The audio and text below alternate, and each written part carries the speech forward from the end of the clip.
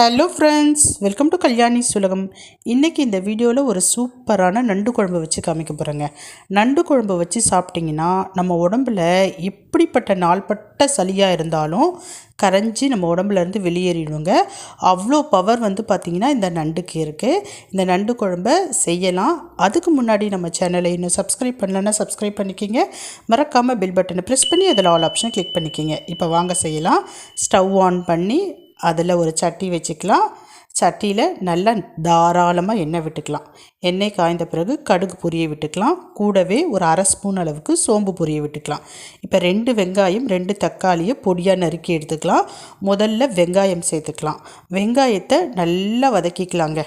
நல்லா வதங்கணும் வெங்காயம். இப்போ பாருங்கள், வெங்காயம் நல்லா வதங்கிடுச்சு. இப்போ இது கூட இஞ்சி பூண்டு பேஸ்ட்டு சேர்க்க போகிறோம்.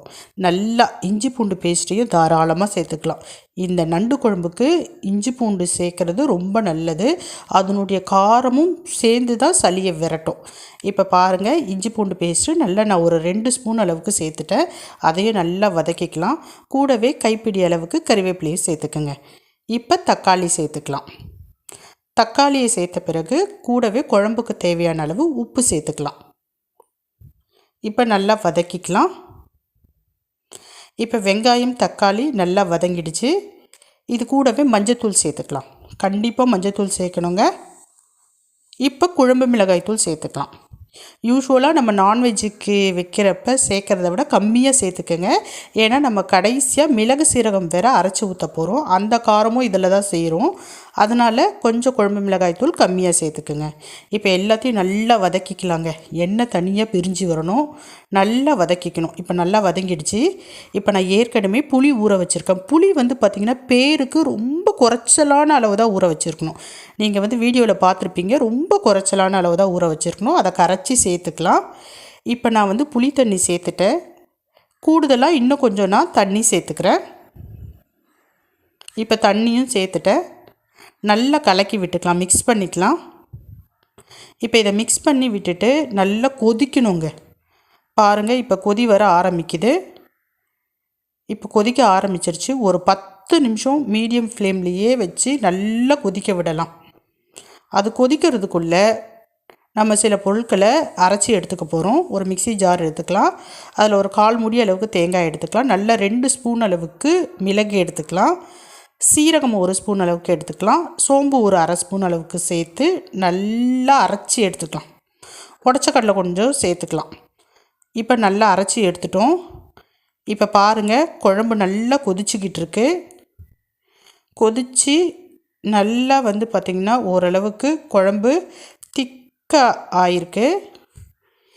இப்போ இது கூடவே நம்ம அரைச்சி வச்ச விழுதை சேர்த்துக்கலாம். இதில் தேங்காய், மிளகு, சீரகம், சோம்பு, கொஞ்சமாக உடச்ச கடலை இதை தான் சேர்த்து அரைச்சிருக்கேன் நான். இப்போ இது கூட சேர்த்துட்டு நல்லா மிக்ஸ் பண்ணிக்கலாம். மறுபடியும் இந்த விழுது சேர்த்த பிறகு லைட்டாக ஒரு கொதி வரணுங்க. இப்போ பாருங்கள், லைட்டாக கொதிக்க ஆரம்பிக்குது. இப்போ கொதி வந்துருச்சு. ரொம்ப நேரம் கொதிக்க விடக்கூடாதுங்க. நம்ம ஃபஸ்ட்டு டைம் கொதிக்க வைக்கிறோம் இல்லைங்களா, குழம்பு கூட்டி வச்சுட்டு, அப்போ தான் 10 நிமிஷம் நல்லா கொதிக்க விடணும். இப்போ தேங்காய் அரைச்சி ஊற்றின பிறகு ஒரு கொதி வந்தால் போதும். இப்போ பாருங்கள், நான் நண்டு க்ளீன் பண்ணி எடுத்துகிட்டு வந்திருக்கேன். இந்த நண்டை இந்த மாதிரி 2 உடச்சிக்கிங்க. முடிஞ்ச அளவுக்கு மீடியம் சைஸ் நண்டு வாங்கிக்கிங்க, ரொம்ப பெருசு வாங்க வேணாம். இப்போ இந்த நண்டை இந்த குழம்புல சேர்த்துக்கலாம். எப்பவுமே நண்டு சேர்த்த பிறகு ரொம்ப கொதிக்க விடக்கூடாதுங்க. ஒரு 2 நிமிஷம் இருந்தால் போதும். சிம்மில் நண்டை ரொம்ப கொதிக்க விட்டுட்டோன்னா அதனுடைய டேஸ்ட்டே மாறிடும். இப்போ பார்த்திங்கன்னா நான் நண்டு சேர்த்துக்கிட்டு இருக்கேன். சிம்மில் வச்சுருங்க குழம்ப. இப்போ நண்டு எல்லாமே சேர்த்தாச்சு. லைட்டாக மிக்ஸ் பண்ணிக்கலாம். ஸ்டவ்வை சிம்மிலே வச்சுக்கிங்க. இப்போ ஒரு 2 நிமிஷம் ஆயிடுச்சு. சூப்பராக நண்டு குழம்பு ரெடி ஆகிடுச்சு. நல்ல வாசனை வருது. அந்த மிளகு சீரகத்தினுடைய வாசனை ரொம்ப தூக்கலாக வருது. நண்டு பாருங்கள், நம்ம எல்லாத்தையும் போட்டு முடிக்கிறது காட்டியுமே அதனுடைய கலர் சேஞ்ச் ஆயிடுச்சு. நல்ல ஒரு பிரிக்ஸ் ரெட் கலர் கிடச்சிருச்சு நமக்கு. சூப்பராகவும் நண்டு பார்த்திங்கன்னா வெந்துருச்சு. ஒரு 2 நிமிஷத்துலேயே வெந்துருச்சு. இப்போ குழம்பும் ரெடி ஆகிடுச்சு. இப்போ கடைசியாக இதில் கொத்தமல்லி தழைகளை நம்ம தூவிக்கலாம். அவ்வளோதாங்க, சூப்பரான நண்டு குழம்பு ரெடி ஆயிடுச்சு. இந்த நண்டு குழம்பை வச்சு சாப்பிட்டிங்கன்னா டேஸ்ட்டும் சூப்பராக இருக்கும்.